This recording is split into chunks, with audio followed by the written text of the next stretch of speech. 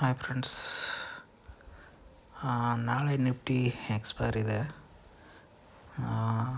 ನಿಫ್ಟಿದು analysis ಮಾಡಿ ನೋಡೋಣ ನಾಳೆ ಯಾವ ಥರ ಮಾರ್ಕೆಟು ನಾವು ರೆಡಿಯಾಗಿರ್ಬೇಕು ಅನ್ನೋದನ್ನು. ಇಲ್ಲಿ ನಾನು ನಿಫ್ಟಿ ಚಾರ್ಟ್ ಓಪನ್ ಮಾಡಿದ್ದೀನಿ. ಅಲ್ಲಿ ಮೇಲೆ ನೋಡ್ಬೋದು ಟೈಮ್ ಫ್ರೇಮ್ 1 ಅವರಲ್ಲಿ ಹಾಕ್ಕೊಂಡಿದ್ದೀನಿ ನಾನು. ಇದು 1 ಅವರ್ ಚಾರ್ಟಲ್ಲಿ ನಾನು ನೋಡ್ತೀನಿ. ನೀವು ನೋಡ್ತಿರ್ಬೋದು ಇವತ್ತು ಮಾರ್ಕೆಟು ಒಂದು ಗ್ಯಾಪ್ ಡೌನ್ ಮಾಡಿ ಮಾರ್ಕೆಟು ಒಂದು ಲೆವೆಲಿಗೆ ಬಂದುಬಿಟ್ಟು ಅಲ್ಲೇ ಕನ್ಸಾಲಿಡೇಟ್ ಮಾಡಿ ಅಷ್ಟು ಮೂವ್ ಕೊಡಲಿಲ್ಲ. ಇವತ್ತು ಏನು ಪ್ರೀಮಿಯಮಲ್ಲಿ ಅಷ್ಟು ಮೂವ್ ಬರಲಿಲ್ಲ, ಪುಟ್ಟು ಮತ್ತು ಕಾಲ್ ಸೈಡಲ್ಲಿ ಜಾಸ್ತಿ. ಸೊ ನೀವು ಅದೇ ರೀತಿ ಪ್ರೀವಿಯಸ್ಸಲ್ಲಿ ನೋಡ್ಬೋದು, ಅಲ್ಲೊಂದು ಸಪೋರ್ಟ್ ಝೋನ್ ಇದೆ 1 ಅವರಲ್ಲಿ. ಅದು ಅಂಟಿಲ್ ಅದು ಬ್ರೇಕ್ ಆಗೋ ಮಟ್ಟ ಒಂದು ಡೌನ್ ಸೈಡ್ ರ್ಯಾಲಿ ಬರಲ್ಲ.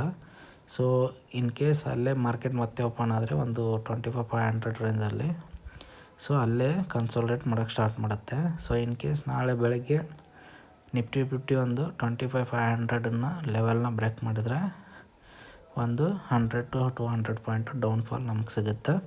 ಇಲ್ಲ ಅಂದರೆ ಅದರ ಮೇಲೆ ಓಪನ್ ಆದರೆ ಅಲ್ಲಿಂದ ನೆಕ್ಸ್ಟು ಇವತ್ತು ಮಾರ್ನಿಂಗ್ ಕ್ಯಾಂಡಲ್ ಓಪನಿಂಗ್ ಇದೆಯಲ್ಲ ಹೈ, ಅಲ್ಲಿ ಮಟ್ಟ ಮಾರ್ಕೆಟ್ ಮೇಲೆ ಬಂದು ಮತ್ತೆ ಸೆಲ್ಲಿಂಗ್ ಬರ್ಬೋದು. ಇಲ್ಲ ಇವತ್ತು ಹೈ ಏನಿದೆಯಲ್ಲ ಓಪನಿಂಗ್ ಅಲ್ಲಿಂದ ಅದನ್ನು ಬ್ರೇಕ್ ಮಾಡಿ ಮೇಲೇನು ಸ್ವಲ್ಪ ಮೂವ್ ಆಗ್ಬೋದು. ಬಟ್ ಡೌನ್ ಟ್ರೆಂಡ್ ಜಾಸ್ತಿ ಇದೆ ಈ ಮಾರ್ಕೆಟಲ್ಲಿ. ಸೊ ಇದು ಒಂದು ಬಿಗ್ ಸಪೋರ್ಟ್ ಝೋನ್ ಇದೆ 25,500 ಲೆವೆಲಲ್ಲಿ.